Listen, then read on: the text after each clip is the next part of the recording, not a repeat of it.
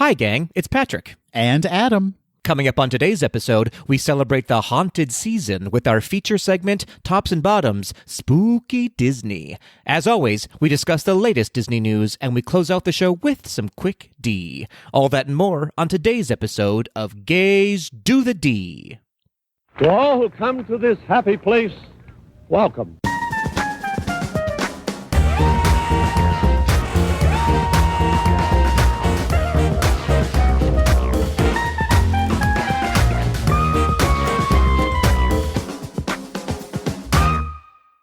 Adam, the trick and the treat, Hummel. I'm both. You are both, yes. I am the Halloween binary, Patrick. You contain Halloween multitudes, Adam. Patrick Booberry Kazuki.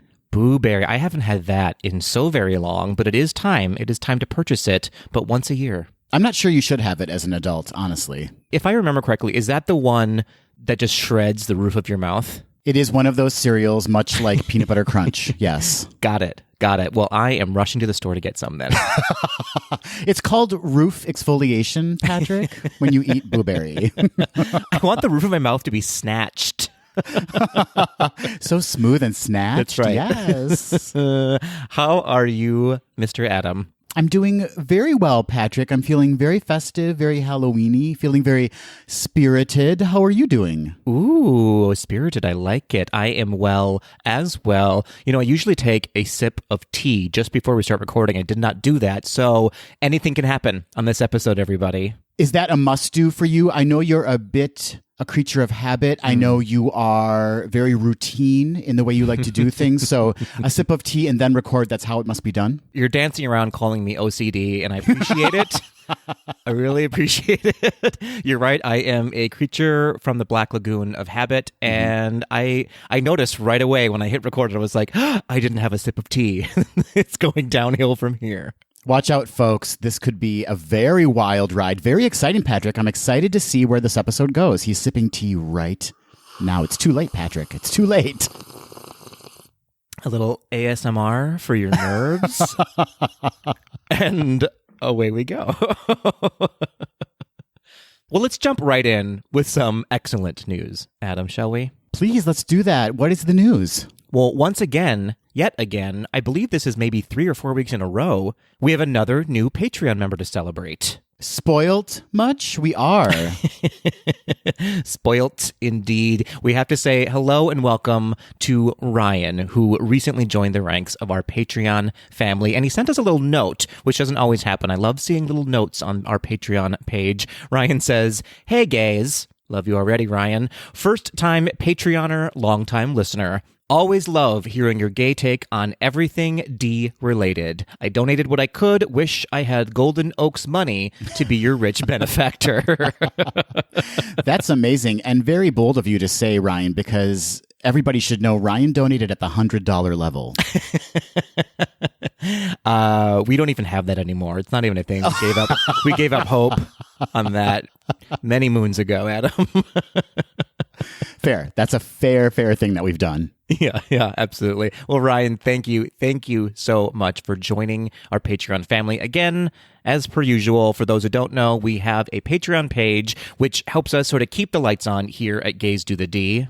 So if you head over to gaysdothed.com and click on that donate button for as little as $1, that's right, $1 reoccurring a month, you can join our Patreon family, which gets you extra benefits like Patreon-only giveaways and Patreon-only episodes called Gays Do the D, Raw and Uncut. Raw and Uncut. Your heart was in it all the way. I like it. We just recorded a Raw and Uncut episode that released last week, Patrick. We did. It is out there in the ether for everyone who is a Patreon member right now to listen to. We're not going to tell you what it's about because if you're not a patron, you do not deserve to know. But it is quality content you are missing, I guarantee you. Ooh, people won't trust you after that statement. Just like to apologize in advance to Ryan. No, you're welcome, Ryan. You're welcome for the earworms that are Gays Do the D, Raw and Uncut. But thank you again, Ryan, and thank you to all of our Patreon family members. We love you. We really do. We really, really do. Thank y'all so much. Adam Sugar Baker. You figured out my costume. I love it. I love it. And Patrick, I love your costume. I am actually going as Blueberry cereal. Very boo. Thank you. Thank you so much. Before we get into our next section, Adam, the feedback, I just wanted to give a quick shout out to Nicole and the family over at Circa 1955 Candle Company. Basically, it's Luxalume is really the overarching company that they have, but they have a special section called Circa 1955, which are these beautiful, amazing Disney-scented candles. We have had her on the pod before, Nicole. She's wonderful, and we support this company through and through. And I have to give a little shout out to Nicole. I was having a rough go of it these past couple weeks. As our Tweedles know, I recently lost my dog, and I also lost a friend recently. So I was going through it a little bit, and she sent a candle with a beautiful note over to the house, and we lit it, and it smells amazing. And Dan and I both sat and cried a little bit because it was so generous of her, and it really just it emphasized why we love Nicole and why we love this company so much, because they care. They are wonderful people. Not only are they great products, but they are just a wonderful family to stand behind. So thank you, Nicole, who is now part of our family here at Gaze to the D. Absolutely. And you should check out their complete collection. You can head over to circa1955.com. You will not be disappointed, folks. You will not. Their holiday selections are always on point. Well, moving on, Patrick, we had some feedback on our feedback for the trailer that dropped last week for Home Sweet Home Alone. Yes, we did. Adam, why don't you reveal that feedback, please, because it made me laugh. Derek, who you can find on Instagram at boywhohaseverything, wrote in to say, I'm going to need a raw and uncut spoiler review of Home Sweet Home Alone. I have a feeling that film's going to require a fully uncensored discussion. Queasy face, not even queasy, just kind of like weird, like face, explicit emoji, and smack in my head emoji. Yeah, palm to forehead emoji. Palm to forehead is its Christian name. Yes, Derek, what a fantastic idea. Patrick, that may be something we should seriously consider. Well, not if we ever want to be invited into a Disney park ever again. I feel like if we go uncensored on this one, we are out. We're out of the community. But if it's raw and uncut? Oh, fair enough. We could just do a raw and uncut on our Patreon page. Yeah, and that way there's that firewall there. You know, it's pay for play.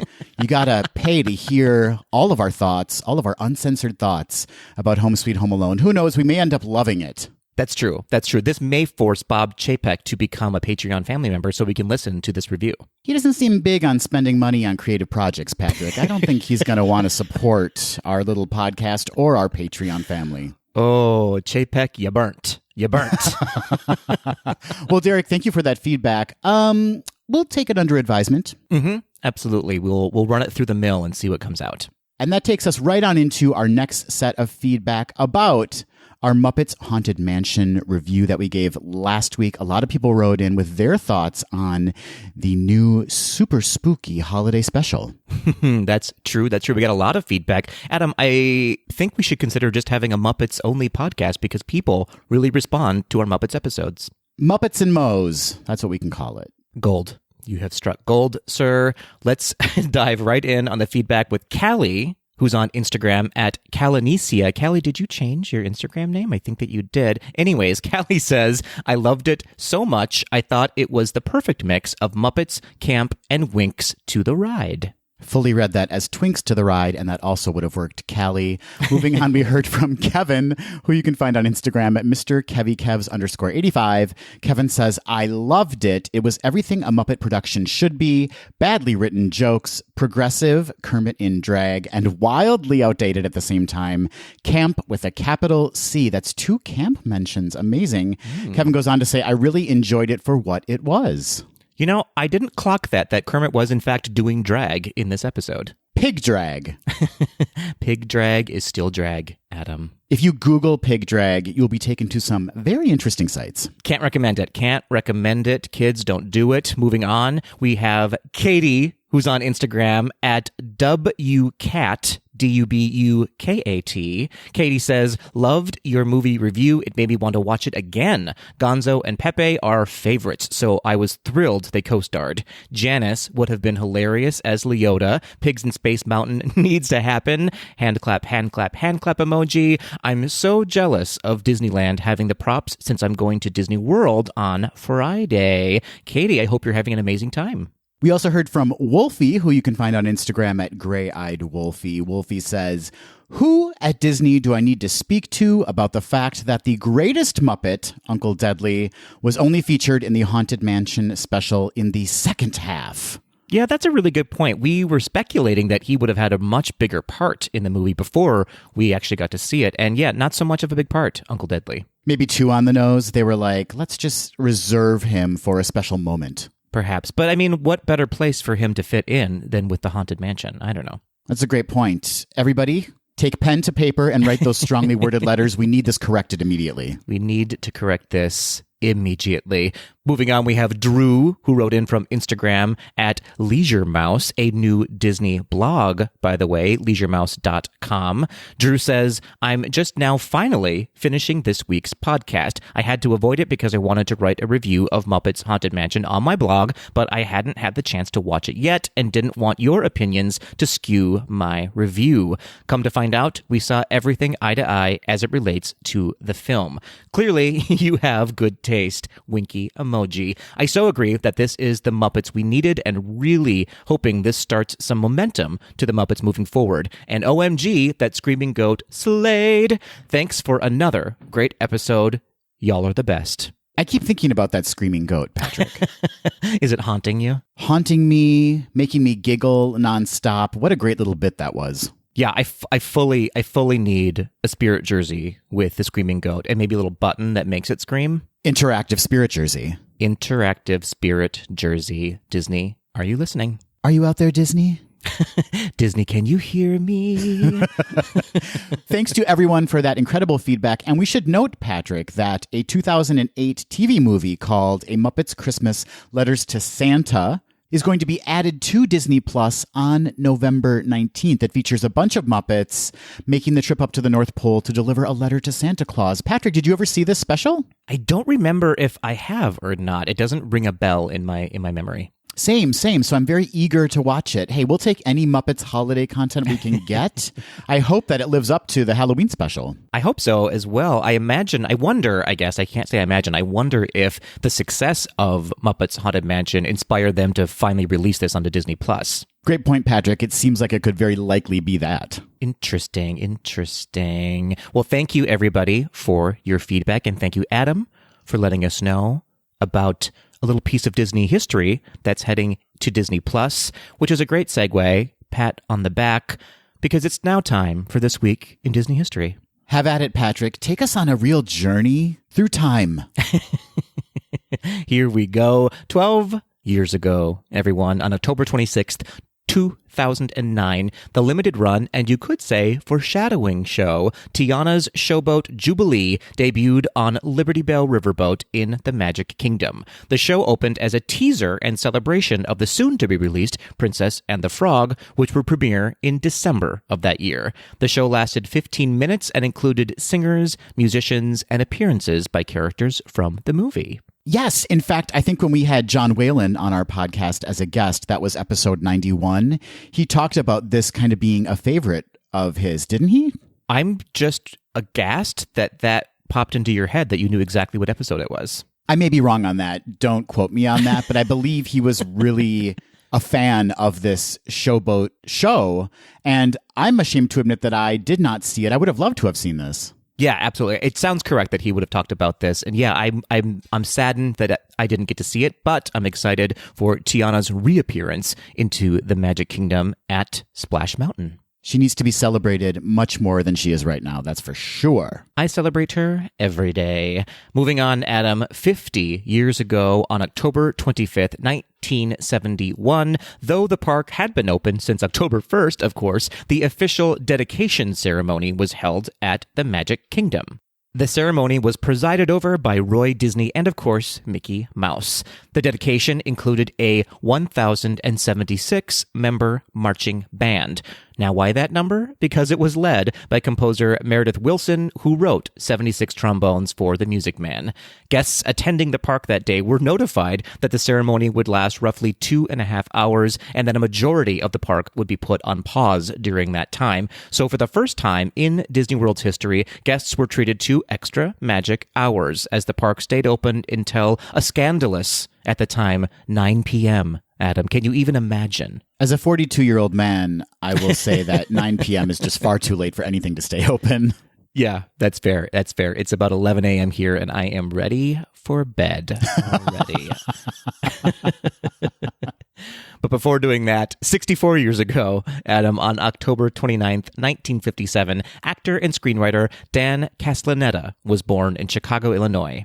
Castellaneta got his start at Second City in Chicago and then was cast in The Tracy Ullman Show. He is, of course, best known as the voice of Homer Simpson on The Simpsons, which he originated and still performs today, which incidentally is now in its 32nd season.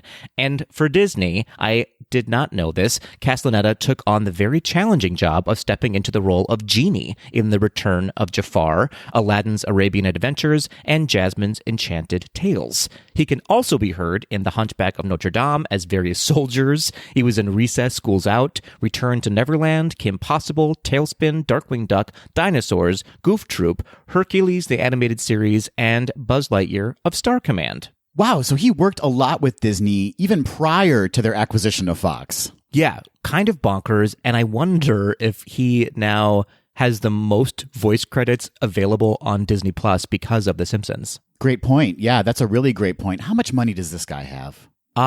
Fun fact, I actually just read up on this, and they are currently or were recently making $300,000 per episode on The Simpsons. I am shocked, but also, I guess, proud of him. Yeah, I don't know how to feel about that. That's absurd to me. I can't even imagine what that looks like. Like I don't even know. It doesn't make sense to me. And at this point, I mean, this is a big assumption on my part, but at this point, they've been doing it for so many years. I imagine they just kind of walk in, record, and walk out, or they just have recording studios at home and do it from home. Or they just use old words that they've said and put it all together into one thing. Who knows? That's true. Who knows? That's true. They've said everything at this point. They can just assemble episodes based on stuff already recorded. Right. They just have to insert like new things like President Joe Biden. Like you have to say that once in a while. Oh, dear.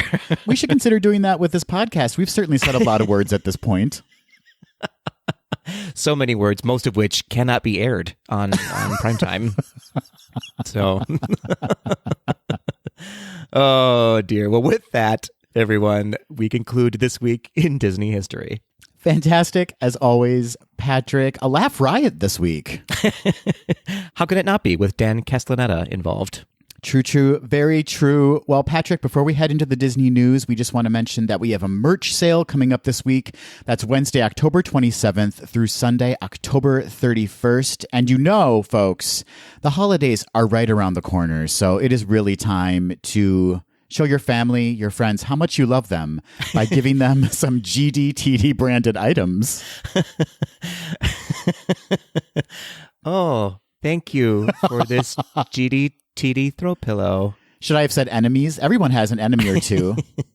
That's right. Give it to anyone and see what happens. You know, that's how you really know whether or not someone's a fan, a family member, or an enemy. You'll find out very quickly. That's very, very true, Patrick. Everything in our merch store will be up to 35% off. That means $13 tees, $20 phone cases, $30 hoodies, and more. And to see the exclusive collection, you can head on over to gazedothed.com/merch. Do you think there'll be altercations for this merch as there were at the 50th anniversary in Walt Disney World? Absolutely. Big fights. Yeah, big online fights. Twitter feuds, Patrick. Oh, I love it. I love it. I have to say, I can't recommend enough. I've been seeing the mugs are rolling in as people are either purchasing them or getting them as gifts for being a guest on our show. And they're beautiful. I really enjoy the mugs. That is one thing I've always wanted and never bought for myself is one of our mugs. Again, I feel like you're telling me what I should get you for the holidays. And noted, Adam, I will get you 4 to 5 mugs. Thank you so much. How did you know? I know things. One for your coffee, one for your whiskey, one for your milk of magnesium, and one for some water or a spittoon. I actually just mix all of those together and call it a good morning. With a question mark at the end of it. Good morning. And as a reminder, this is your last chance, everybody. Through October, all of the proceeds that we receive from our merch sales will benefit Trans Lifeline. Trans Lifeline is a trans-led organization that connects trans people to the community, support, and resources they need to survive and thrive. Hallelujah. You can contact the Trans Lifeline in the United States by dialing 877-565-8860. Or if you're in Canada, you can dial 877-330-6366. And if you want to learn more or donate directly to the Trans Lifeline, you can head on over to translifeline.org. With October coming to a close, Patrick, that means we'll have a brand new nonprofit organization to benefit from our merch sales for November, December, January. That's right. Stay tuned to find out which organization we will be donating to after this month. So head on over to gaysdothed.com/merch, make your purchases, get those gifts ready. And while you're doing that, Patrick and I are going to just tiptoe on into the Disney news. I want to insert that little doot, doot, doot, doot, doot, doot, doot.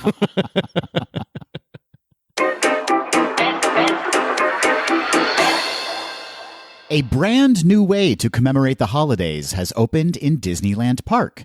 Plaza Point, the all-new holiday store on Main Street, USA, features fun seasonal items from ornaments to home decor, collectibles, and more. And throughout the year, the store will change seasonally to showcase holidays like Lunar New Year, Easter, and Halloween, just to name a few.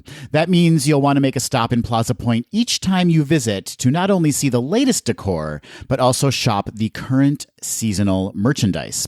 Plaza Point also offers year-round hand-painted ornament personalization by a cast member.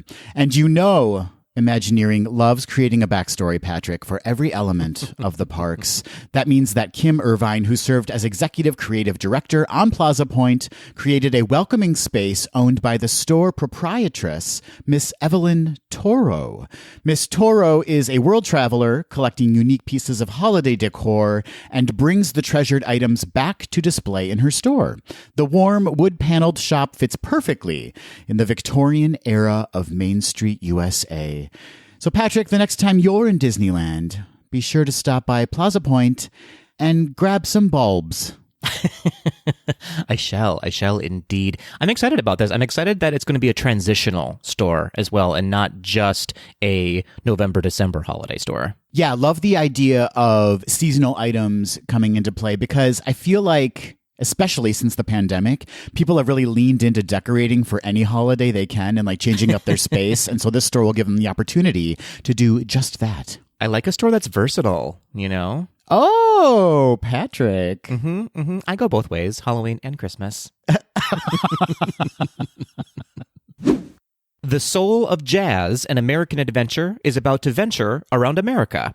Is that the most clever sentence I could have crafted? It is not, but here we are. That's right. This historical tribute to a musical art form that was originated by African Americans was previously an exclusive to the American Adventure Pavilion in Epcot. But starting on October 26th, it will make its way to 3 museums within the cities where jazz first started to take root.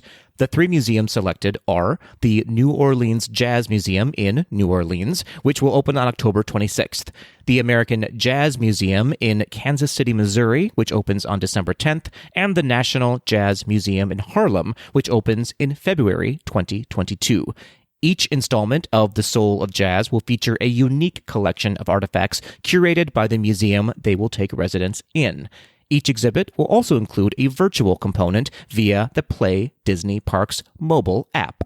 I love this idea. I love a touring exhibition, and I love the fact that they're going to be incorporating local artifacts into the exhibit. Yes, absolutely. 100%. I agree with that. I hope this is a legacy that continues, maybe, of curating something within Disney and then touring it around the country as they are with this one, although it's just in 3 spots. Here's what I will say, though. I wonder why they aren't going to places where people may not know about the history of jazz. They're putting it in a place where there's probably a better museum already there about the history of jazz. Right. So I wonder why that decision. But listen, they're trying. Well, maybe this will expand and like move on to more cities, but you're right. It should move to areas where people may have a lesser understanding of the art form. Right. Patrick, this did give me a really great idea, though. Should we go on tour?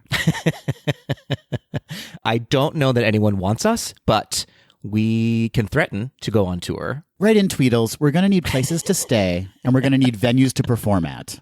There we go. I like stomping into a city and saying, "Where am I staying?" The new year will be here before you know it, so now is the time to plan your visit to the Epcot International Festival of the Arts, debuting January 14th. The global celebration of the performing, culinary, and visual arts runs through February 21st, 2022, and is available to guests with valid theme park admission and a park reservation for the same date.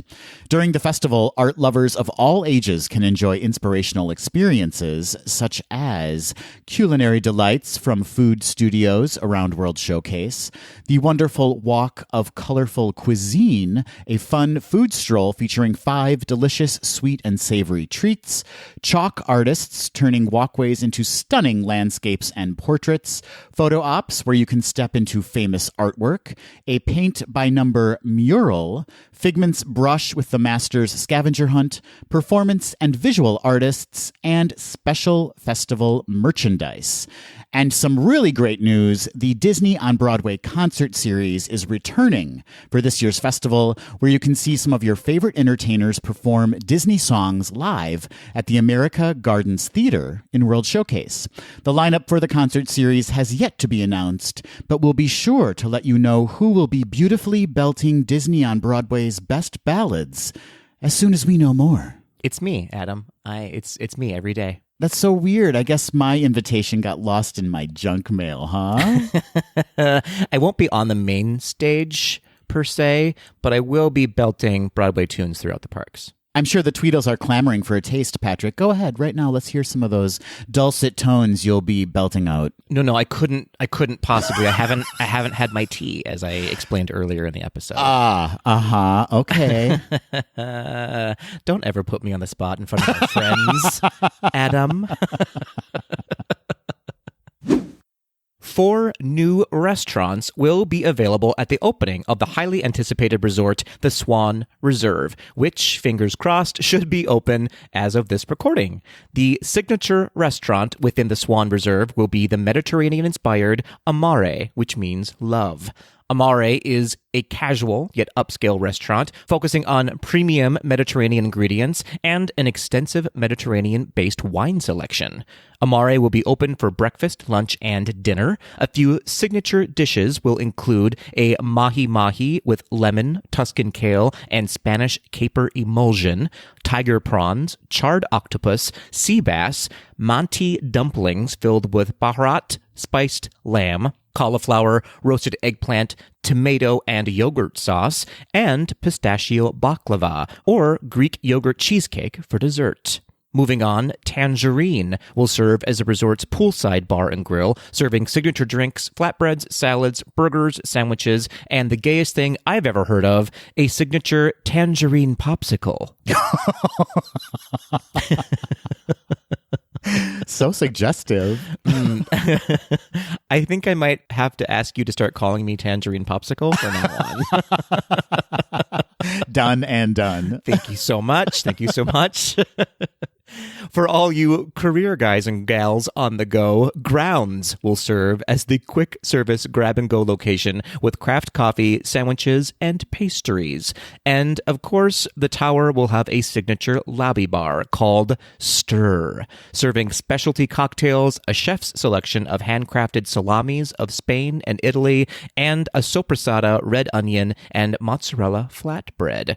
Stir will also offer special food and drink pairings, which change daily and are exclusive only for guests of the Swan Reserve. Now, fun fact, with these 4 new locations, the Swan and Dolphin Collection at Disney World now have 22 dining venues, which have all gained national recognition. Wow, I had no idea there were that many restaurants in that area. Yeah, pretty amazing. I know a lot of people go there for conferences and kind of just only stay at the resort itself, so it makes sense that they would need a lot to occupy their time while they're there. Did you say curated salamis in your little spiel? I did. Chef's selection of handcrafted salamis of Spain. Handcrafted salamis. Of Spain and Italy. So my mouth is watering for several reasons. 2 locations, various versions of salami. You never know what you're going to get your hands on at that restaurant. Some interesting developments last week in upcoming Disney projects, 2 meant for Disney Plus and 1 for theatrical release. Let's start with sports, shall we, Patrick? Yas Queen. I am a big NBA fan. Who among us isn't?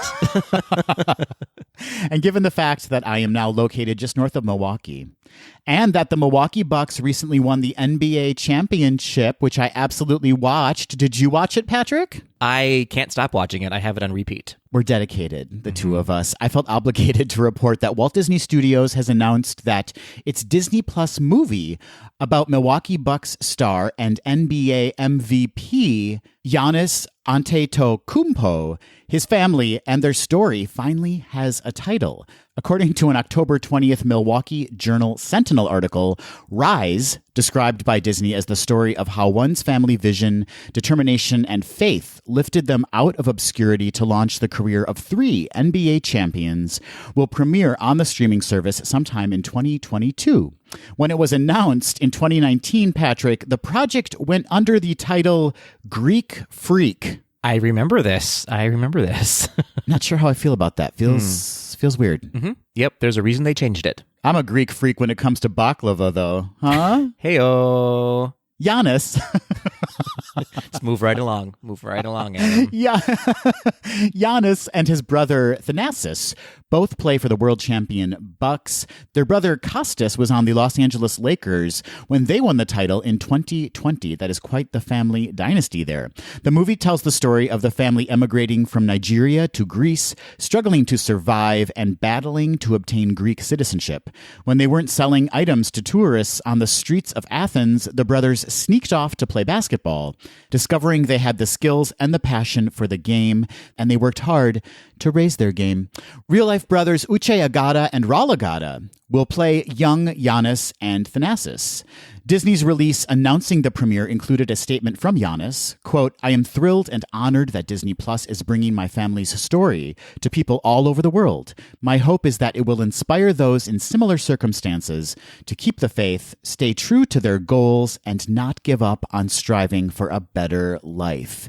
Patrick, this sounds like it's going to be a very inspirational movie. Yes, absolutely. All kidding aside, it is a really inspirational story that they have, and they are both phenomenal people and an amazing family as well. I'm excited to watch this. And all kidding aside, I'm actually not an NBA fan. I'm shocked. I don't know you at all. But I will watch this. I will. Moving on to another Disney Plus project, Hocus Pocus 2. It was announced last week that Sam Richardson will be joining Bette Midler, Sarah Jessica Parker, and Kathy Najimy in the follow-up to the 1993 cult classic. The Hollywood Reporter dropped the news in an October 21st exclusive. Richardson was most recently seen in the Chris Pratt fronted Amazon action feature The Tomorrow War, but is probably best known for his role as Richard Splett in the HBO series Veep. And side note, I have a little crush on Sam Richardson. Have you seen some of his work, Patrick? I have indeed, and yeah, I approve. Thank you so much. Funny, cute. Not just talking about me, I'm talking about Sam Richardson. Oh dear. He's straight. Next up, a week cannot pass without an update on Disney's live-action reboot of The Haunted Mansion. Danny DeVito has joined the cast of the theatrical release, which began production last week in New Orleans and Atlanta. DeVito, whose last big-screen studio appearance was in 2019's Jumanji: The Next Level, joins fellow cast members Lakeith Stanfield, Tiffany Haddish, Owen Wilson, and Rosario Dawson. DeVito will play a smug professor. So it seems he could be portraying the hitchhiking ghost Phineas, who has been named Professor Phineas Queeg in some Disney-produced content. Professor Phineas Queeg is a discredited chemist turned snake oil peddler. Also, Patrick, DeVito looks just like Phineas in the attraction. Yeah, now that you say that out loud, I'm like, oh, this makes perfect sense. Makes perfect sense, yeah. And lastly, Hayden Christensen will be appearing as Anakin Skywalker in the Ahsoka Tano series coming to Disney+. Are you guys fighting? Are you two fighting right now? Who asked for this to happen? I think I did. I think I made it happen, Adam. I think I did. I made a wish, and it was more Hayden Christensen in my life, and here we are. Do you feel things for Hayden Christensen? Yeah. You don't? I think he's very attractive. I don't need him to speak, but I need him to pop that top off a little more often.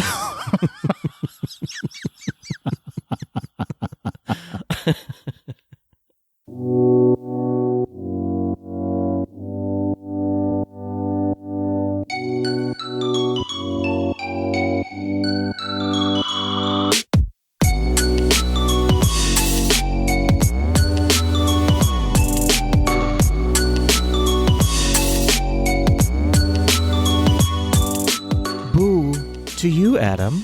Boo-boo to you, Patrick. Ooh, thank you for that sultry tone you bestowed upon all of us. Adam, not only is it the Halloween season, it is Halloween time, officially. I've had it officially. It is Halloween time. It's time to celebrate ghosts, goblins, witches, any other kind of demonic creatures that you so choose. Or just pumpkins and treats, whatever you want. Keep it cute if you want to. Keep it cute. Why not? Why does everything have to be so scary? The world is scary enough. Oh, boy, did you say a mouthful. But let's get even scarier, shall we, Adam? The Halloween season gets me in the mood. You know what I mean? Oh. So it's time. That's right. I said it. It's time to talk about some tops and some bottoms in our Halloween lives. Consider my interest piqued. And we're going to see a drastic drop-off in listener rate right now. Everyone stopped listening at this point. No, Patrick, you're absolutely right. It's been far too long since we've done a tops and bottoms segment. What is a tops and bottoms segment, Patrick? So glad you asked. Thank you so much for that segue. Tops and bottoms are where you and I select a handful of categories and decide which of them is a top or a bottom in an overarching category. Did that make any sense? I don't know.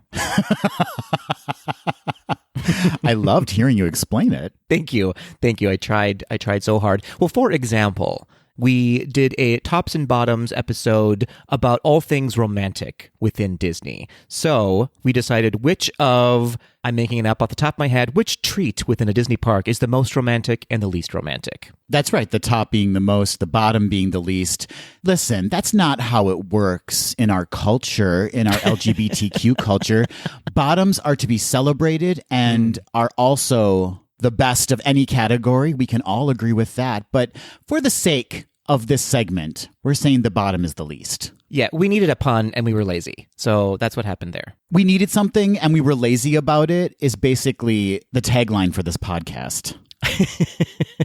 The overarching podcast. There we go, back to overarching. The episode that Patrick mentioned, Tops and Bottoms Romantic Disney, was episode 74. We also did one, Tops and Bottoms Gay Disney World, and that was episode 100. Ooh, thank you for those fun facts. Go back and listen to those. They are a hoot and a riot. We always have so much fun. And so it's time to bring it back again. This time, the theme circles around Halloween, and we're talking about all things spooky within Disney. Spooky and Disney are not normally associated with each other. I mean, sure, I guess so. I hear what you're saying. Disney is more of about family and magic and positivity, not ghouls and ghosts, but Disney does, in fact, have a spooky side to it. It sure does. And we're here to draw attention to that, and we're here to start a revolution. That's right. We're here to name it. We're here to name it. Yeah, so we're going to be digging through Disney culture, and we're going to be saying what is the most spooky or the top spooky, and the least spooky or the bottom spooky. Top spooks and bottom spooks. Here we are. Is that how you identify? I'm a top spook. Oh, I just got really uncomfortable, and I'm okay with it, Just, as my therapist says, just sit in your discomfort. That's right. And it will pass. That's right. Or you'll just be dragged down, and you'll never be able to climb out of it. That's the other option. That is the other option. And, who's to know? Who's to know which one will happen? Oh, dear. We have fun here on GDTD, don't we? Adam, do you want to select our first spooky category? I would love to, Patrick. Let's just start off with a bang, very seasonally appropriate. Our top and bottom villain. And side note, way back, Patrick, on episode 5, we listed our Fab 5 villains. We may want to revisit that sometime soon.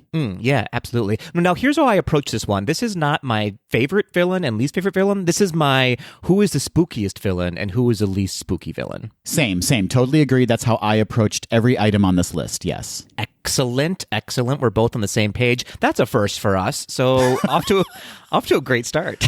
All it took was 164 episodes. Here we are, everybody. All right. Should I reveal my top spook villain? Dramatically reveal it. I demand it. Oh, here we go. My top spooky villain is Frollo from The Hunchback of Notre Dame. Spooky. That dude is spooky. Spooky and super duper real life character, like not magical is what I'm saying. He's like a real human being, and by real I mean animated, but you know what I'm saying. He doesn't have any powers. He just uses his power, and that makes him spooky. Yeah, he's canceled. Frollo's canceled, in my opinion. For sure. My top choice is the Horned King from the Black Cauldron. Great choice. Yeah, that is a spooky character. I didn't think about that one. You win. I think you win this round. No, I considered Frollo too, because I think a human being is oftentimes more scary than like a mystical force, but the Horned King does have that black magic, and yes, he does demand an undead army, and that's kind of spooky, right? I also demand an undead army, so I same Horned King, same. All right, Patrick, who's your bottom or least spooky villain? My bottom villain is, I'm going to go with Hades. Hades is my least spooky villain. I think it's because he's more of a stand-up comic than anything else. That's very true. And he's voiced by James Woods, and James Woods is problematic these days. Oh, fair. So maybe he is a little bit spooky now. But for the purposes of this podcast, I'm specifically talking about just Hades alone and the fact that he is a comedic villain and not a spooky villain. I totally agree. I considered Hades too. I chose for my bottom or least spooky Edgar Balthazar from the Aristocats. That's a great choice. Yeah, not spooky, more bumbling idiot kind of a character. That's exactly what I wrote. Clumsy, bumbling idiot. Yeah, he's a goofball villain. He really is. And I mean, if you're up against cats and you lose, that's a problem in your life. You've made some decisions that did not go well for you. That's right. You're an idiot, Edgar Balthazar, and I'm not afraid of you, so least spooky. What a dum-dum. Okay, great. Off to a good start. I like this so far. Let's stick with a couple of like no-brainers, right? Let's go with henchmen next. Spooky, not spooky, henchmen. Adam, you go first. Love this for us. My top or spookiest henchman is not a henchman or henchwoman at all. It's a hench dog, if that makes sense. And it's two of them. I chose Roscoe and DeSoto from Oliver and Company. Oh, excellent choice. Yes, they are creepy, dangerous, and I don't like them. I don't like those dogs. They're nothing but trouble, Patrick, as we realized in our take 2 of Oliver and Company way back in episode 21. Indeed. Thank you for that reference. Excellent choice. Now, I went with also not a henchman, but a hench crow. And I'm talking about the crow from Sleeping Beauty. Diablo, as we now know his name. Raven? Is it a raven? I guess it is a raven instead of a crow. I don't even know anymore. Where am I? Who am I? Where's my tea? But it is a raven, I guess. Yeah? Doesn't matter. Spooky is all get out. I consider Diablo as well. Successful hench raven. Henchbird. Kind of leads Maleficent's army, right? I mean, is very much in charge and not so large. A really good sort of addition and extension, I think, of Maleficent. For sure. And made spookier by the fact that it doesn't talk, right? Like, so there's no real voice there to kind of deflate its intensity or spookiness. Yes. And I will say only specifically in Sleeping Beauty, because this character was ruined in Maleficent. Whatever could you mean, Patrick? I thought it was so successfully portrayed. Ruined. Absolutely ruined. Well, that takes us to our bottoms or least spooky henchmen. I chose Smee from Peter Pan. Yeah, I had considered Smee as well. Absolutely. I chose a very similar character in LeFou. Very Smee energy in LeFou, yes. Big Smee energy, you know? They are kind of the same type of character, yeah. Yeah, absolutely, 100%. Just, again, goofballs, bumbling idiots, but also sort of the brains behind the operation, but not spooky or scary by any stretch of the imagination. Not by any stretch at all. Patrick, I'm taking us to animated film, our top or spookiest animated film, and our bottom or least spookiest animated film. What's your top? My top spooky film would be Fantasia. Actually, I find Fantasia just sort of dark and ominous and a little bit spooky. Even the really beautiful parts are still a little bit spooky, right? I think so. Yeah, absolutely. Hippos doing ballet. That's a little spooky, a little creepy, a little drug-induced. That ain't right. That ain't right. That's just not natural. It's not natural. My top or spookiest animated film is probably an obvious basic choice, but I chose The Adventures of Ichabod and Mr. Toad. Yeah, absolutely spooky. Absolutely spooky. Not so much for me, the Mr. Toad part of it, but definitely Sleepy Hollow, the Legend of Sleepy Hollow. Totally agree. The Wind in the Willows is charming as all get out, but the Legend of Sleepy Hollow portion, I really think it's that Headless Horseman scream. I don't like it. And Bing Crosby. Let's face it. Bing Crosby's a little spooky. One too many highballs for Bing. Play your own age, sir. Play your own age. It's never going to happen. It didn't happen in White Christmas, and it's certainly not going to happen in The Legend of Sleepy Hollow. It's fair. That's fair. Fair enough. All right, well, let's move into our least spooky animated film. I went with Up. Up is the least spooky for me of the animated films. It's bright and it's lovely and it's sad, but it's nowhere near spooky. Excellent, excellent choice. Yeah, I totally agree. My bottom is The Many Adventures of Winnie the Pooh. Not spooky. Not spooky. There is one spooky scene in there, however. I would say the Heffalumps and Woozle scene. I'm defeated now. Sorry, I'm here to call you in, not to call you out. But Winnie the Pooh in general doesn't bring spooky vibes, I would say. Yeah, I didn't think about the Heffalumps and Woozles section. All right, well, that's a fail on your part. It certainly is. I am resigning from the podcast. I'm winning this game so far. Well, let's move into the parks for a little bit. Adam, let's jump around on our list for a smidge. Let's go with the most spooky and the least spooky animatronic within a Disney park. This one was a little tough for me in the most spooky area.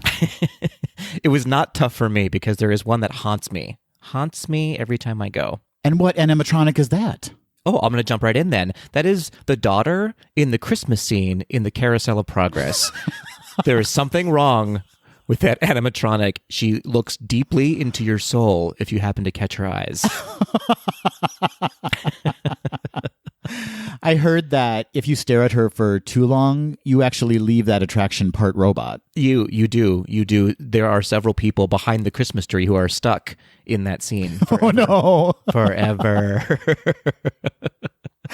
Amazing. My top choice, again, probably basic, but it's the spookiest one I can think of, is the bride in the attic scene in the Haunted Mansion. Oh, of course. I don't know why I didn't think about that. Is that an animatronic or is that more of a hologram? I mean, yeah, is it more projection? I don't know, Patrick, but I chose it and I'm sticking with it.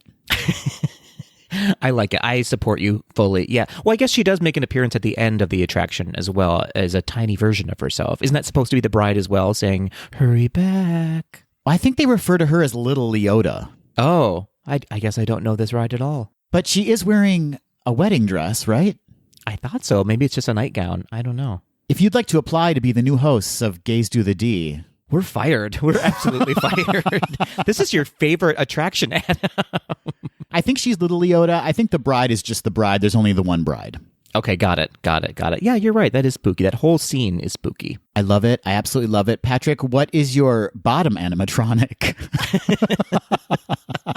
Well, that's a very different answer. But for the purpose of this one, my bottom spooky animatronic is Sven in Frozen Ever After. I think he is the cutest animatronic that exists right now. Very, very cute. Interesting you chose him. I chose Olaf in Frozen Ever After. Well, they're in the same scenes. How do you like them apples? How do you even like them apples? Yes, very cute. Sven is so cute with his tongue frozen. I love it. And the sounds that are coming out of it. It's just so funny, so good, so cute. And yeah, Olaf, not spooky at all. Spooky in how they make him look so real, I would say. That is a successful portrayal of a character walking. Like, that is exactly how Olaf would walk. Yeah, it's delightful. Fun fact, if you sit in the back row of that ride, you are treated to some asides that Olaf has that the other people in the front of the boat don't ever get to hear, and it is a hoot. That's right. He's got to keep everybody entertained. So if you're in that back row, he's going to keep talking to you. It's really funny. Excellent choices, everybody. Sticking with the parks, Patrick, let's just go with parks. What is the spookiest park and what is the least spooky park? So glad you asked, Adam. So glad you asked. I would say the spookiest park for me is Disneyland. Disneyland just seems a little bit haunted to me. Ooh, I love that choice, and you're right. Thank you. Thank you so much. Am I right in that you also chose Disneyland? Or am I right in that you're changing? I probably should have. I'm not going to change it, but I love your choice. And you're right. There are some ghosts around that park for sure. But I chose Disney's Hollywood Studios. Ooh, okay. I can see that. That was on my radar as well. I think it's really just the kind of Sunset Boulevard area and more of the front of the park. Like, it's giving me kind of The Shining a little bit with the kind of retro music and the deco styling. Yep, I see that fully. For me, it was Disneyland. And it's more of a romantic haunting, I would say, that's around Disneyland. It just always feels a little bit like, there's some people here who are forever here. Do you think Walt Disney is forever there? I do, Adam. I do indeed. He's in the firehouse. He's just up there watching everybody enter the park and leave the park every day. Mm-hmm. Absolutely. Picking out which soul he is going to steal that day. And he does it all while eating chili. I have to try that chili, by the way. Speaking of, apparently it's amazing. If you eat it, he will enter your soul. And exit it just as quickly. Patrick, what's your bottom park? My bottom park for spooky locations would be Animal Kingdom. I don't feel haunted or spooked out by Animal Kingdom by any stretch of the imagination. Interesting choice. I chose Epcot. Yeah, I can see that. Epcot just feels more industrial than it does. Especially right emotional. Now. Yeah. I like it. And where are we headed next, Patrick? Well, let's just stay in Epcot, won't we? By disclosing our top and bottom spooky World Showcase pavilions. This one was also a little tricky for me. Not for me. I was fully on board with my decision. That's so interesting because I've never noticed you run screaming from a World Showcase pavilion, so I'm interested to hear what your top choice is going to be. Oh, you've seen me run screaming, but not out of fear, because I've just wasted. What is your top pavilion? I would say Norway is the spookiest of all of the pavilions. And here's why. It is both just sort of like the architecture behind it is got a very spooky feel to it. But also, can we not agree that Gearness is probably dead, but still shows up all the time? He's the one who created the Layla scent and shows up like every day. Usually there's a special appearance by Gearness, but he's just always there. It's not a special appearance. And he's 1,000 years old, I think. He might be the top animatronic for all we know. He's just a living ghost within the World Showcase Pavilion. I had the pleasure of meeting him once, and he was very aggressive in trying to get me to purchase some of his scents. And that Layla scent will haunt you for a while. That is a very haunting scent. You're right. You can pick it out right away, and it brings you to a flashback of the Norway Pavilion. Absolutely. And that kind of like Gothic, I don't know if it's officially Gothic, but that kind of architecture. Yeah. Kind of like my choice. I chose Germany. Oh, interesting. Okay, explain yourself. I find it spooky, but I find it spooky in that there's just too many straights in the Germany Pavilion at any given moment. Funny. Yep. Yeah. Okay, that's fair. I can see that. Interestingly, I chose Germany as my least spooky pavilion in the World Showcase. Okay, so you're on the hunt for a straight. Yeah. I'm much more. It's more of a questioning pavilion for me than it is a spooky one. And for my bottom, I chose Japan. Oh, fair enough. Yeah, that's a good one. That's not spooky at all. It's just delightful and delicious, I would say. And kind of peaceful. Like it feels very like zen and grounded. I'm sure it's all arranged that way for a reason, and it feels just right to me. It is just zen. And maybe that's why I chose Germany for the opposite reason. It's just so chaotic, I feel like, Germany, but not spooky. Makes sense. Makes total sense to me. By the way, Tweedles, if you haven't listened to our A Walk in the Park World Showcase episodes, there's part 1 and part 2. Those are episodes 75 and 83. So check them out if you haven't already. Thank you for your knowledge, Adam. It's really more of an advertisement for previous episodes, isn't it? It's a commercial for us. Absolutely is. Patrick, well, let's talk about some rides. Let's do Dark Ride. What's your top or spookiest dark ride and your bottom or least spooky dark ride? Give me your top, Patrick. I shall indeed. This was not difficult for me at all. The spookiest dark ride in all the land is It's a Small World, Adam. And is that because of our discovery on our last trip? I was just going to say, and I may have to send you a photo so we can show everyone what we're talking about. If you've not seen this, everybody, do yourself a favor and look up quite often within It's a Small World. There are haunted clowns overseeing the population of children with glowing eyes and creepy faces. Terrifying. Absolutely terrifying. Never noticed them before. And this ride is officially haunted now. Patrick and I aren't officially Imagineers, but we did create a backstory for them. And they are actually holding the children of the world hostage, particularly in that last scene. Those kids can't go anywhere. They are forever trapped on that ride, singing and a-dancing. They are trapped. And even without those clowns, though, I have to imagine that this would be a ride that I would never want to camp out in overnight. Yeah, can you imagine if the lights went out, but yet all of the audio and animatronics were still working? Well, even if you just turn the sound off and just are in a still room with all of those Annabelles, really? No, thank you. No, thank you. So many Annabelles. I love it. That's a perfect choice, Patrick. Mine for top dark ride is something I mentioned on the podcast before. It's Pinocchio's Daring Journey at Disneyland. Yeah, I can see that. That is a spooky ride. It's just, it's weird, isn't it? Very weird, and I really don't like that giant monstro just coming right out at you. Mm-hmm. Yeah, that is a whale of a spook. Very scary. It's too big. I've never said that before, but I understand what you mean. Patrick, what's your bottom? My bottom dark ride would be Winnie the Pooh. Perfect choice, of course. Winnie the Pooh. It's just so lovely. I think it's so fun and charming, and I love it. I love it so much. My bottom choice is the Grand Fiesta Tour, starring the Three Caballeros. I like that one as well. So bright. It's bright, it's light, it's gay. It's amazing. I hope it stays around for a little bit longer. I'm not ready to say goodbye to it just yet, but I do hope it does eventually turn into a Coco ride. Thoroughly confused why that hasn't already happened. I'm hoping that it's in the book somewhere. But again, we're dealing with Chapek now, and he's not likely to throw money towards that attraction. Well, Epcot has a lot of promises on its plate right now to serve. I don't think that they have room to add one more promise. All right. Let's move on to some spooky foods, shall we, Adam? Naturally. This conversation is leading to spooky food, yes. Absolutely. It's the only way to go. Let's talk about our top and bottom treat or snack within the parks. Let's talk about it. My top or most spooky snack is the turkey leg. Yeah, Yeah, mostly because I'm wondering who purchased this. What's your story? I know a lot of people really love them. I still don't have a definitive answer on what they are.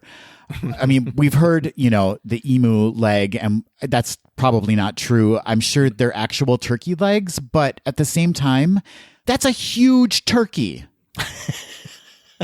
That's a huge turkey, and that's so many turkey deaths that are happening, if you think about it. So many. Where is this army of huge turkeys that Disney has control over? Oh, I feel like we need an investigative journalism moment right now. We're on it, everybody. And if you happen to know something, by the way, if you want to be our secret source, give us the scoop. We need to know about these turkey legs, please.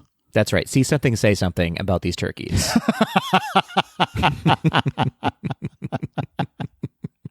Patrick, what's your top spooky snack? Well, mine is along the same lines as yours in that what is happening and why are you ordering this? And those are the giant pickles within the parks. I don't like it. I don't like them. They make me uncomfortable. It's spooky. I don't know why. Why of all the snacks within Disney World are you ordering a giant pickle? They may sound refreshing at first, but it's too much pickle, everybody. It's too much pickle. So it's the size that intimidates you. It's the size. It's the size and just the pickle of it all. It's a real pickle. It is a real pickle, for sure. Yeah. My bottom or least spooky treat or snack is the Mickey Premium Ice Cream Bar. Yeah. So delicious, so delightful, so iconic. Classic. A classic. I would say for the same reasons, popcorn. Popcorn is the least spooky treat. You always know what you're going to get when you order either of these treats. They always taste exactly the same. They're comforting. Yeah, but I will say the popcorn's a little spooky because if you get a hull like caught in the back of your throat, that's a spooky moment. Yeah, that'll stay with you like a nightmare for a long time. Amazing. Okay, so everybody avoid those treats or snacks or purchase the least spooky, obviously. Patrick, let's move on to thrill rides in the parks. What's your top or most spooky thrill ride? Excellent question. I think hands down, no surprise here, Tower of Terror is the spookiest ride within Disney for me. Specifically the Tower of Terror, not the Guardians Galaxy's Edge. What is it called? It's too many words that go well together. I don't know. But Tower of Terror within Hollywood Studios is the spookiest one. And I'll tell you what, when the ride ends before the cage approaches the doors, look to your left and right if you can. There are some creepy dolls and artifacts all around you. Mm-hmm. Yeah, I totally agree. This was my choice as well. The Tower of Terror, obvi. Yeah, I think obviously. Which takes us to our bottom thrill ride. Adam, bottom. Every bottom's a thrill ride, really. Yeah, absolutely. I'm going with the Incredicoaster for this one as the least spooky thrill ride. Patrick, we crossed over on both of these. Amazing. Yeah, it's just such a fun ride. It's out in the open. You get great views of the park. It's exciting, and it's whimsical now that they've included the Incredibles within it. Totally agree. It smells like cookies. There's nothing spooky about this ride, even at night whatsoever. Yeah, though it is, in fact, a thrill ride. It's just not a spooky one. Totally agree. I love that both of our answers in this category were the same. Amazing. We're amazing. That must be more correct, you know? If anyone has any other answers for that category, you are incorrect. Correct. Well, let's leave the parks for a moment, shall we, Adam, and head back into films. We're going to talk about our top and bottom spooky live action film. Now, I think we're all waiting with bated breath, Adam, to discover which live action films you have seen. The moment has come, everybody. I'm about to reveal myself, and this will be a surprise to no one because we actually talked about it in our Take 2, episode 89. I'm talking about Return to Oz. Yeah, that was an also ran for me. Return to Oz is just it's weird, it's spooky, it's bonkers. I need an adult when I watch it, I think. Someone to hold your hand for sure. Yes indeed. And Veruza Balk just kind of haunts me as well. Between Return to Oz and The Craft, she's really kind of leaned into witch life.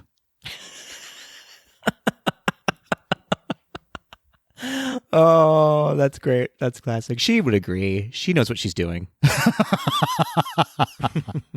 What is your top or most spooky live action film? I am going with Watcher in the Woods as the spookiest Disney film of all time. I haven't seen it. Fair enough. There is specifically a scene where they sort of conjure up or see this blindfolded woman standing behind them in the mirror. It is upsetting, and it haunted my childhood ever since. I have not brought myself to watch it again because it scared me so much as a kid. And it's not available on Disney Plus, right? I looked, and it is not available on Disney Plus, so you'll have to purchase it somewhere else to watch or rent it somewhere else to watch. Interesting. Matthew and I are going to have to give that a shot. We both love to lean into the spooky films this time of year. I know that is groundbreaking to hear, but that's one I'd really like to watch. I can't tell you whether or not it holds up or if it actually is spooky or if I was just a kid going, this is not a Disney film, but it creeped me out. And if anything, though, watch it for the Bette Davis of it all. Absolutely, we'll do that. Well, my choice for bottom or least spooky live action film was High School Musical. That's a great choice. Yeah, absolutely. I don't love the High School Musical series. That's fine. I get it. But I applaud that it is not a spooky film. Any Tweedles out there who are High School Musical fans, reach out. We'll have a chat. Fantastic.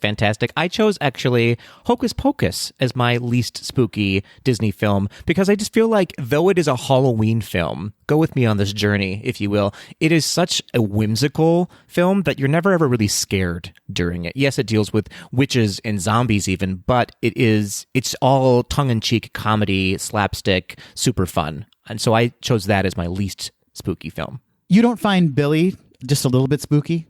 No, Billy Butcherson is adorable, I think. I think he needs to be a plush, in fact. I love it. I mean, I would love to see you carrying around a Billy plush. Yeah, I want like those little shoulder pals that you can have now. I want a Billy Butcherson shoulder pal. Disney, the request has been made. Get working on it immediately. Well, let's head back to a villain-related category. Patrick, villain song. What is your top or most spooky villain song? Well, as I alluded to before, Adam, I really find this to be a haunting song, especially when I was little. It's the Heffalumps and Woozles song from Winnie the Pooh because it's so out of place and bonkers and bizarre that it spooks me. That's a great choice. Have I completely just erased that from my brain because it was so traumatic for me as a kid? Possibly. It's such a weird one because the Heffalumps and Woozles themselves are so brightly drawn that they're sort of fun to look at. But the story behind them and the song is, I don't know what it is. There's just something that's sort of like music box creepy about them. Yeah, you're absolutely right. I should have chosen this. I did not. I chose a song with lyrics like fire, hellfire, this fire in my skin. I'm talking about Hellfire from The Hunchback of Notre Dame. Yes, absolutely. That song is just, it's gross. It's a gross song. Especially nowadays, right? Like with a complete kind of revelation and understanding of time's up and stuff like that. Like it's just even that much more creepy and spooky nowadays. Yeah. I feel like I knew that you were going to choose that one, and so I specifically didn't, but not that I chose one that I didn't stand behind, but it is absolutely a creepy, gross, blech. It's a blech song, Adam. Such a blech. What's your bottom? What's your bottom? I'm going with Gaston as my bottom spooky villain song because it's a pub song almost instead. It's a rousing sort of pub cheer instead of a villain spooky song. Yeah, totally agree. Gaston was my number 2 pick for this category. I mean, the messaging behind it is time's up for sure. Absolutely. Yeah. But the song itself is just so cheerful almost that it was not spooky for me. Celebrating a villain, but much more celebratory than it is spooky at all. For sure. My choice for least spooky villain song is I Want to Be Like You from The Jungle Book. Oh, interesting. I like it. Yeah, absolutely. King Louis is considered a villain for sure. Yeah, I mean, he kidnaps Mowgli, right, and kind of holds him hostage. But it's hard to think of him as a villain because he's so lovable at the same time. And that song is such a toe tapper, you know? Yeah, it really is a great song. Yeah, I guess when I think about it, I don't know if he's not a villain in the traditional sense. He's just sort of a power-hungry character, and he wants knowledge, and he's not afraid to kidnap a child to get it. It's the problem. Much like Mark Zuckerberg. Oh, dear. Oh, dear. They're the same. King Louie and Mark Zuckerberg are the same. Yeah, okay. I can see it. I can see it now. This took a turn. Interesting aside, King Louie is often seen with Baloo within the parks as a character meet and greet, and they are best friends in the parks. So it's interesting that they don't take King Louie from the movie. They take King Louie as just an adorable character when he's in the parks. That is very, very true, yeah. And in particular in the live-action remake, he's kind of much more of a villain, or you get that kind of vibe from him in the live-action remake, I would say. Yeah, I would agree. Well, let's move on, Adam, back to the parks. Let's talk about resorts. What is the spookiest and least spooky resort? I have a feeling we might cross over on this one yet again. Ooh, okay. Reveal it to me. I chose the Boardwalk Inn. That was my second place resort. So, okay, talk to me about the Boardwalk. I think I know why. There's a specific place within the Boardwalk Inn that you may be referencing. I mean, just the kind of embrace of the Victorian era is creepy in and of itself. But yes, there are the chairs near the fireplace that are shaped like children. I have a friend who stays there every once in a while, and he always sends me a picture of those chairs, and I am not here for it. I'm not here for those chairs. What if you woke up one morning and opened the door to your room, and right across the hall was one of the chairs staring at you? What if? Adam, that happened to us. I just didn't tell you. It's a lovely resort, but it's just a little spooky for me. Yeah, it's definitely haunted. For the same reason, I went with the Grand Floridian. Yep, of course. Yeah, that's a great choice. There's just that sort of Titanic feel about it that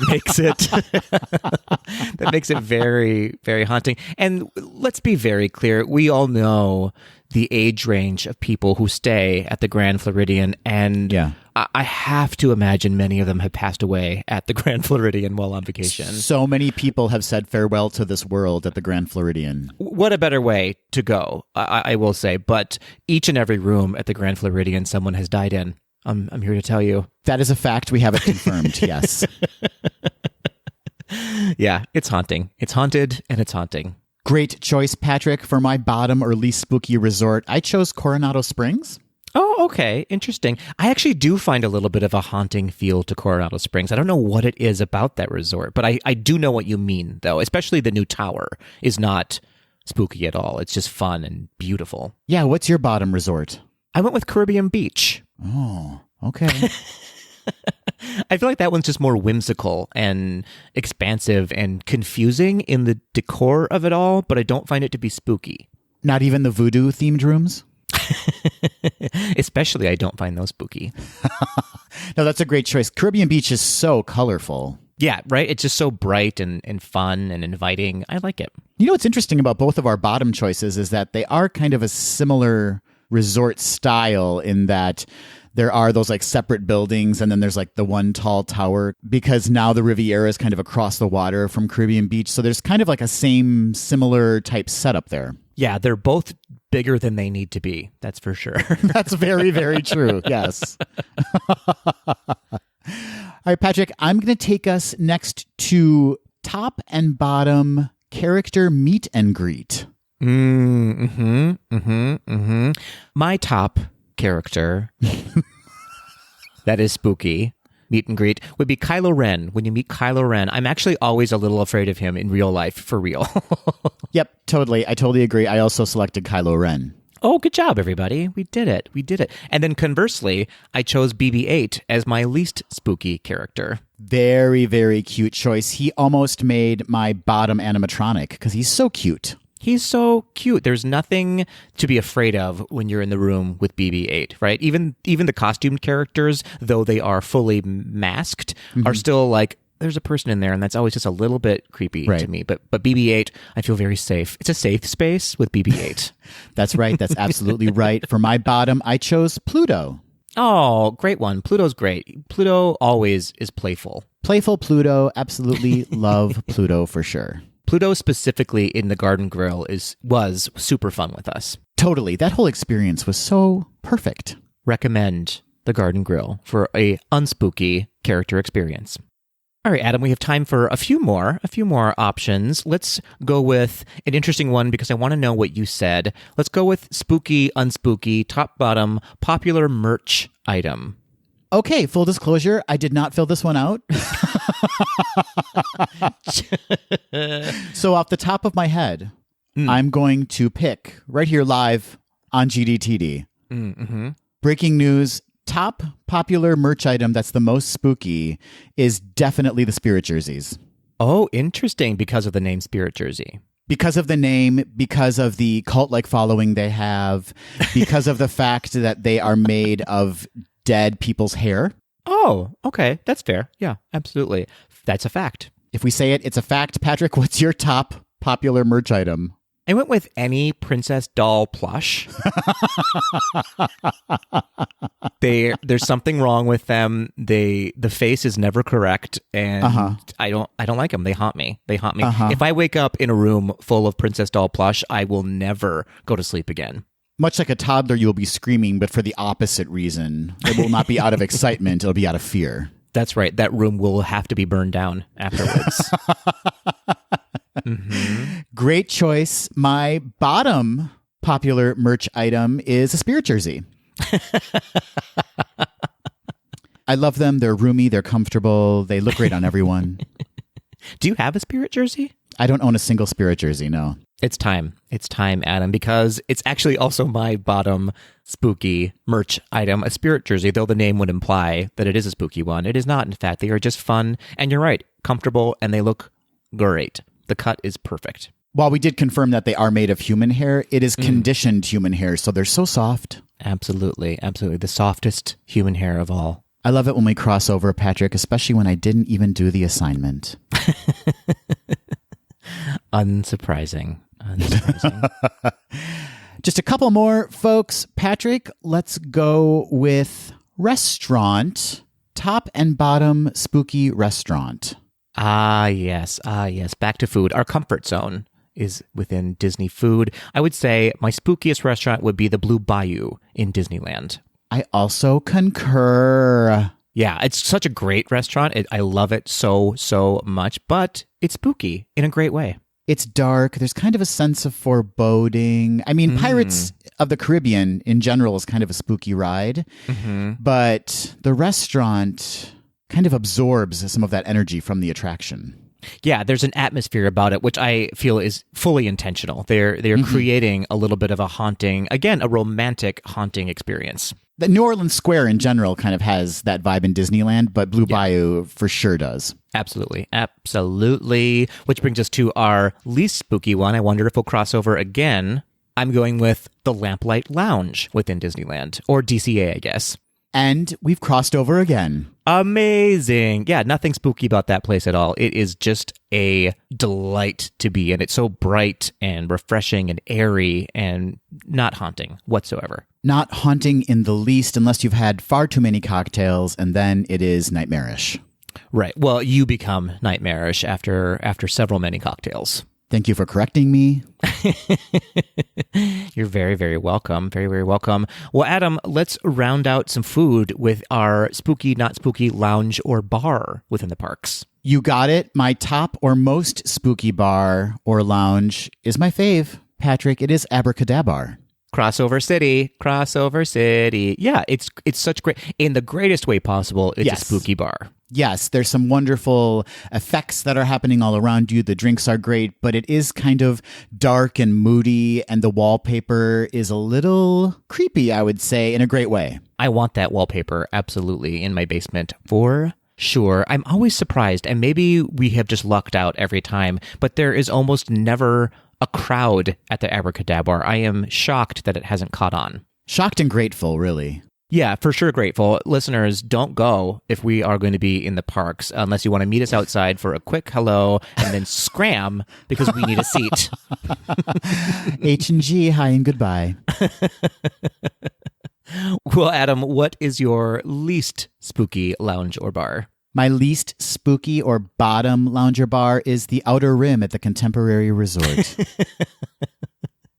See, now that one does spook me out a little bit just because of the name and the location. I feel like you're 8 million feet under the ground when you go to the Outer Rim. This one's actually above ground. This is, I think you might be thinking of the Wave, the former Wave location. Oh, maybe I am. Maybe I am. This one's on kind of the main concourse where Chef Mickey's is.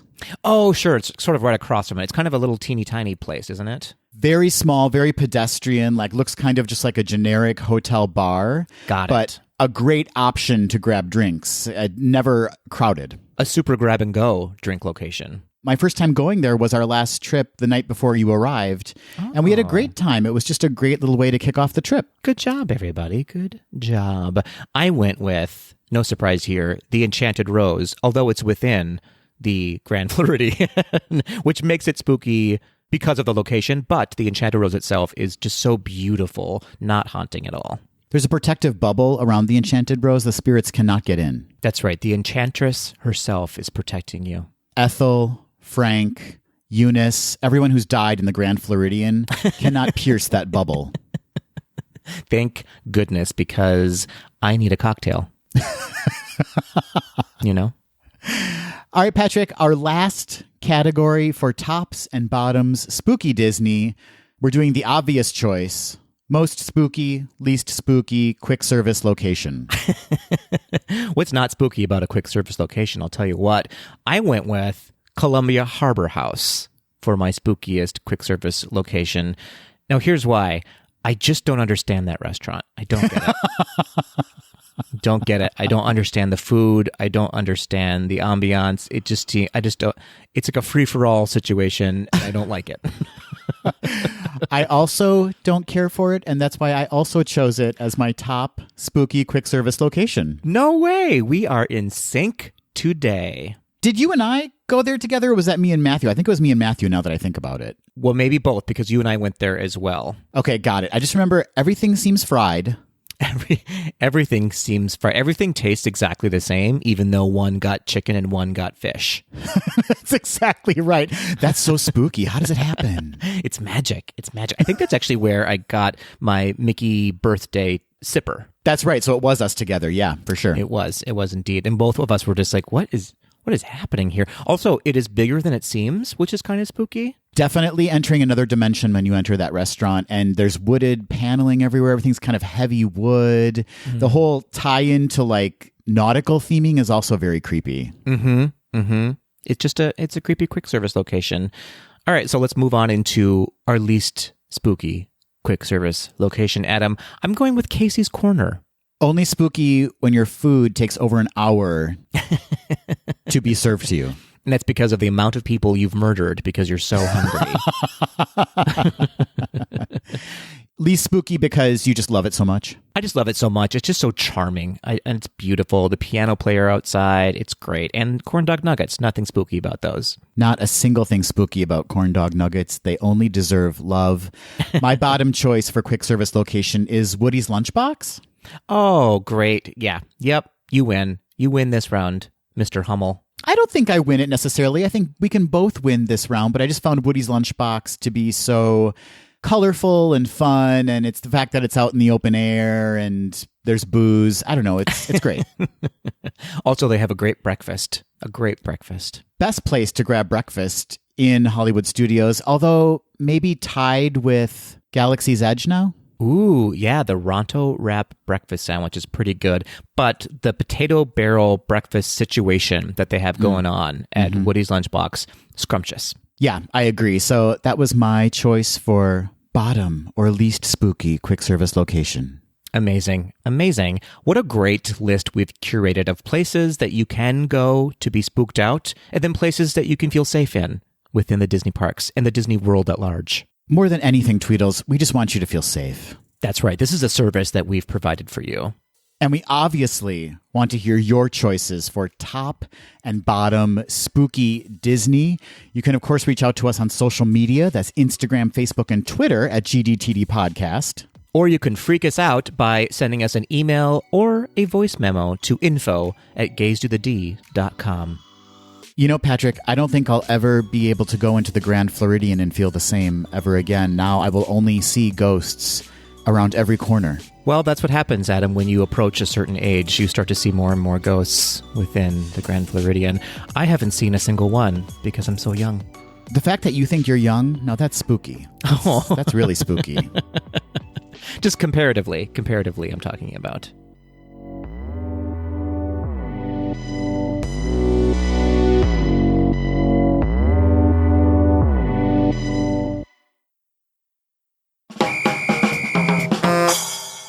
Hey, Patrick. Hey, Adam. We've reached the end of this episode, and that means it's time for Quick D.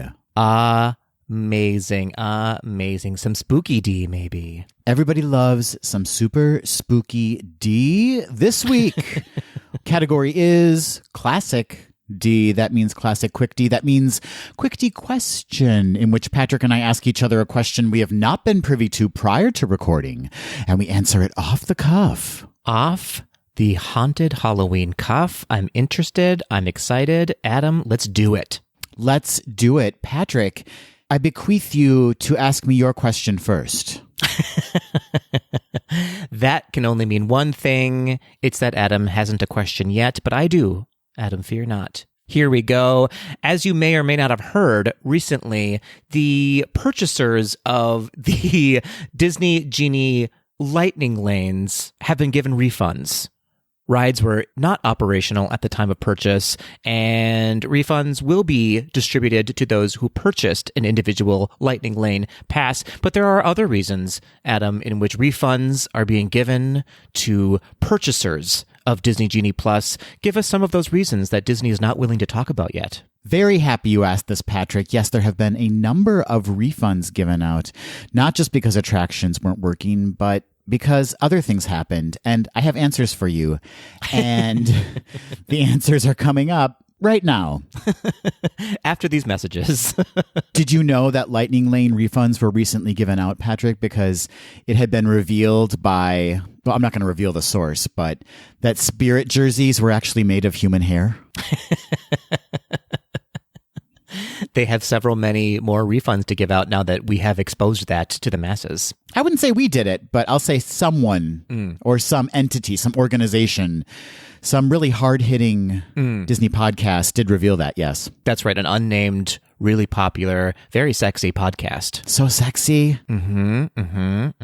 Lightning Lane refunds were also given out to compensate for the fact that in order to save money, which we know Disney's all about these days, at the After Hours Halloween event, they're no longer giving out candy and only giving out raisins. Trash. Those are the houses you throw eggs at, you know? That's right. Shame on you, Disney. We want candy. We do not want tiny boxes of raisins. Those raisins are always so hard. Yeah, and also worse for your teeth than candy is, I feel like. Take that, dental industry. In your face, Disney and dentists. And the last reason that guests were receiving Lightning Lane refunds was because Walt Disney World actually decided to move all 4 theme parks to New Jersey. So Disney's not there anymore? It's not in Florida anymore? Not in Florida, no. They moved the Imagineering to Florida and moved the theme parks to Jersey. It just makes sense. It really just makes sense. Move it to the Jersey Shore, where it will absolutely be out of the way of hurricanes now, from now on. But not out of the way of Jersey tourists. And Snooki. And isn't she herself a hurricane when you really think about it? Hurricane Snooki. Slap it on a t-shirt. Wow, we're so topical bringing up Snooki on a podcast in 2021. Yep, absolutely. Absolutely. We need another reunion episode. Where is it, MTV? All right, Patrick, let's move on because that was an absolute mess from me, but you can save us. Great. No press. No press. Patrick, I don't know if you know this or not, but we have actually now recorded more episodes remotely than we ever did together in our studio. Pause for brain explosions across this great world. The reason we started recording remotely, obviously, was because of the pandemic. The reason we continue to record remotely, even though we are both fully vaxxed, is now because we are but a state away from each other. But that got me thinking, Patrick, pandemic, a move. What's the next very dramatic reason that's going to keep us from recording together? Well, your question has a few different answers, Adam, in that, are those the reasons that we are not recording in the same room? I don't know. I feel like I'm using them as an excuse and a crutch to stay very far away from you. I want to put that out there. I want to confess and be upfront about everything now that we're telling the truth here on the podcast. But yeah, so your question then becomes, what is the next event I'm going to create to ensure my mental health, really, by staying away from you and recording at the same time?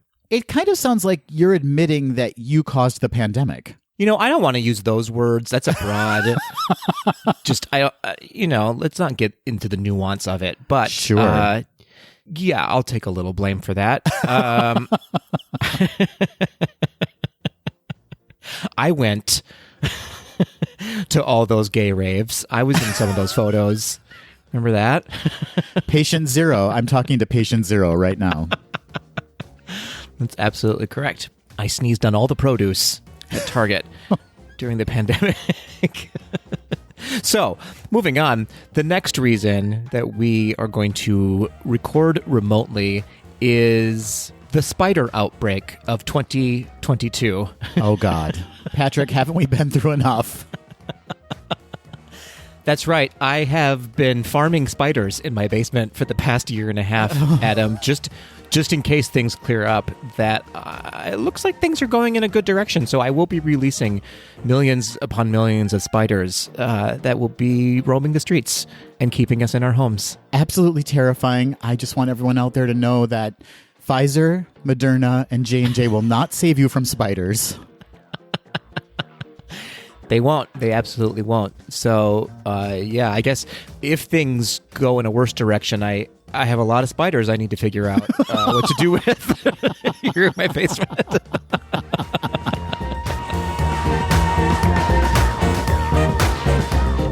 That will do it for this episode of Gays Do the D. Thanks for listening. To become a patron of the podcast, visit our website at gaysdothed.com/donate. For a donation of any amount, you can receive exclusive Gays Do the D content and help us continue to bring you the very best Disney news and discussion. Continue the conversation after this episode on Facebook, Instagram, and Twitter at GDTD Podcast. Submit your questions or show ideas to info@gaysdothed.com. Have a great week, everybody. See ya real soon.